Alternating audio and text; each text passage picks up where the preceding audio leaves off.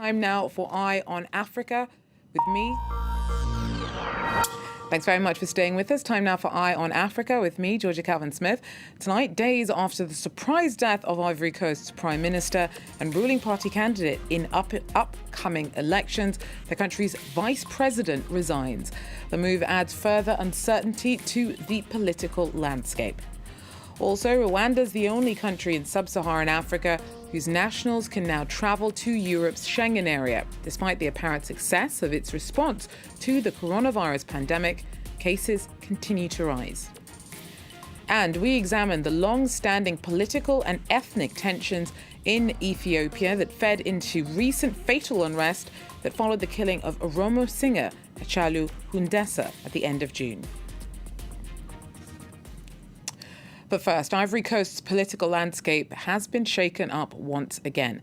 Vice President Daniel Kablan-Duncan has quit just 5 days after the sudden death of the Prime Minister and just months before presidential elections. Duncan said that he's leaving because of personal reasons. He was the country's first vice president. Liane G. Bassompierre brings us more from Abidjan. He said that in fact, he resigned on the 27th of February already, and after several discussions and negotiations with the President Alassane Ouattara finally decided to accept his resignation on July 7th. That's just one day before Prime Minister Amadou Coulibaly passed away. So it did take several months for them to do so, and the reason for them only disclosing this now, they said, because it had taken several discussions.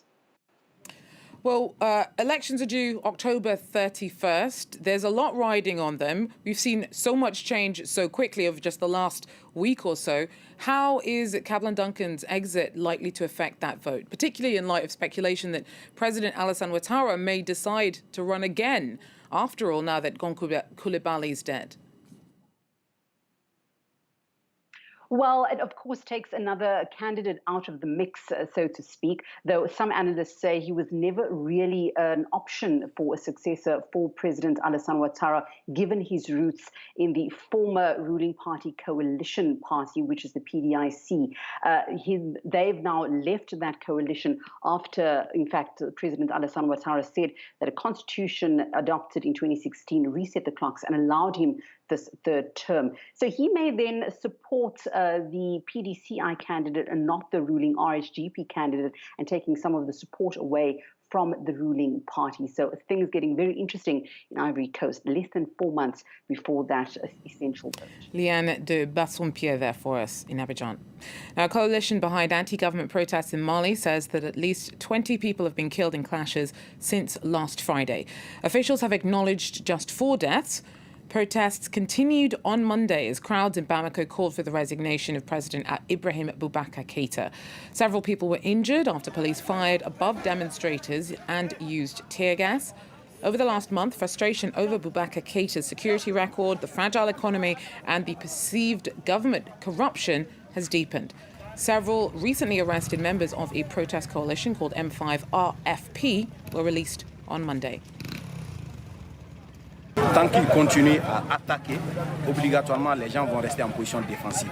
Et c'est juste ça, les barricades et les jeunes sont là en train d'exprimer leur indignation. Nous voulons un changement profond. Notre combat ne se limite pas seulement à la dissolution de l'Assemblée, mais notre combat c'est vraiment pour son départ, une bonne fois pour toutes, et pour un nouveau Mali, la construction d'un nouveau Mali.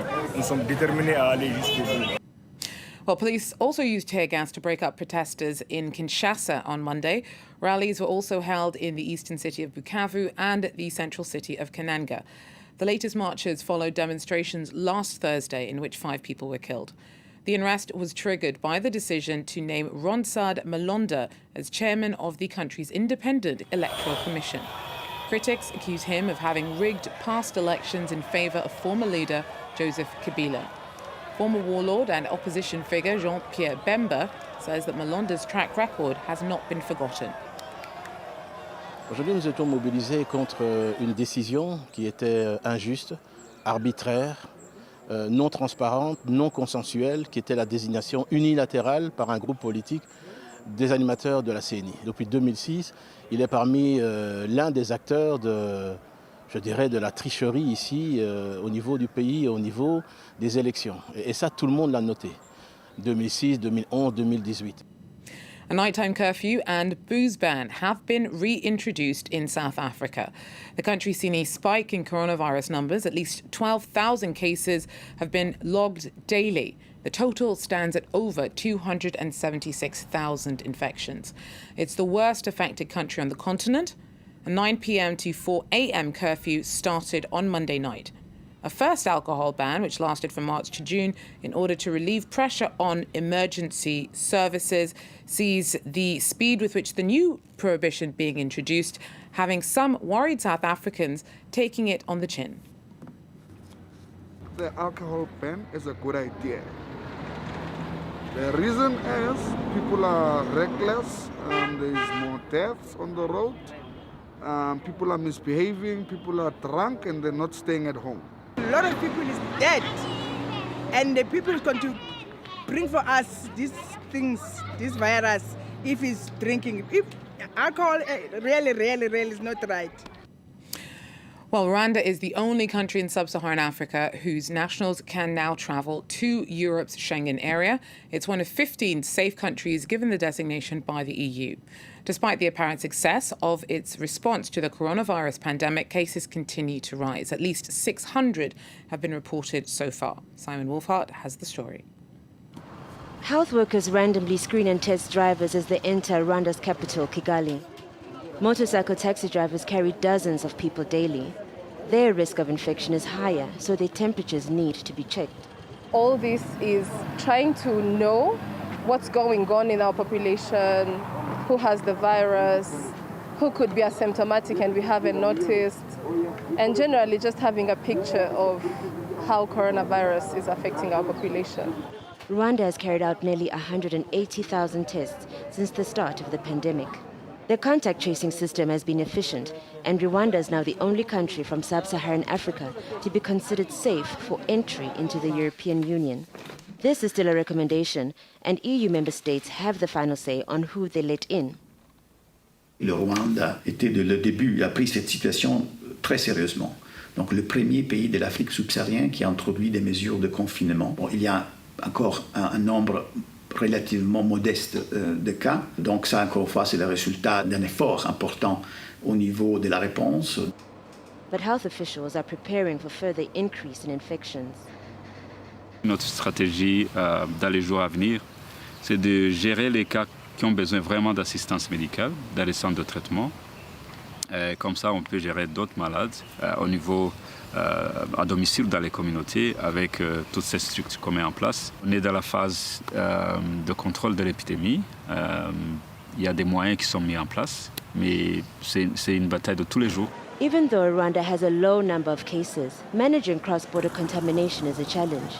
The country recently extended lockdown measures in 5 areas close to the Democratic Republic of Congo after new coronavirus cases were reported. Ethiopian Oromo singer Hacaaluu Hundeesaa was killed at the end of June. His death led to violent protests in which over 239 were killed. The unrest is rooted in long-standing political and ethnic tensions in the country. Our correspondents report.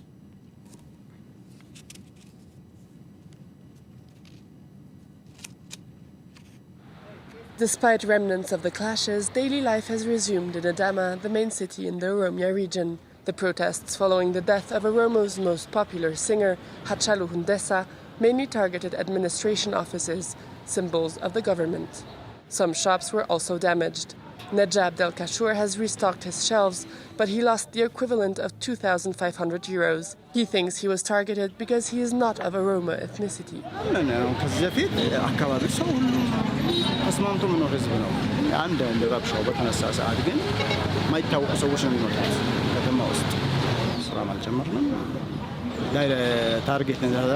Created only 5 years ago, the Oromo Kero movement campaigns for its ethnic interests. The Oromos, Ethiopia's biggest ethnic group, have long complained of political marginalization and persecution.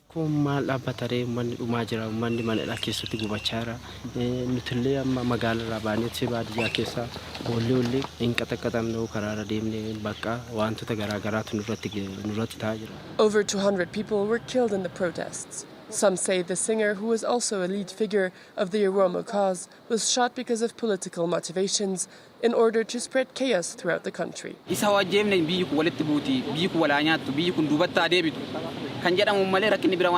Some pro-governmental officials accuse Egypt of causing the trouble in order to destabilize Ethiopia.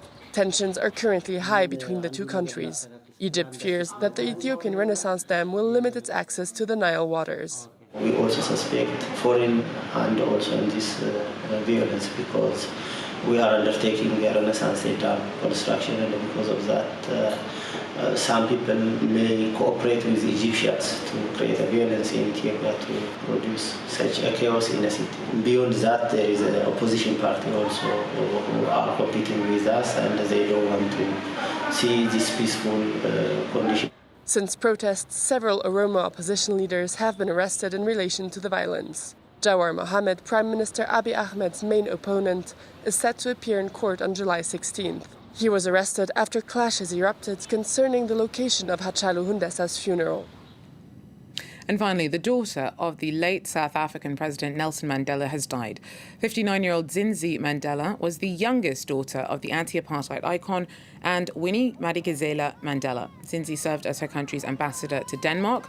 The Mandela Foundation has not yet given a reason for her death. But I cannot sell my birthright. Nor am I prepared.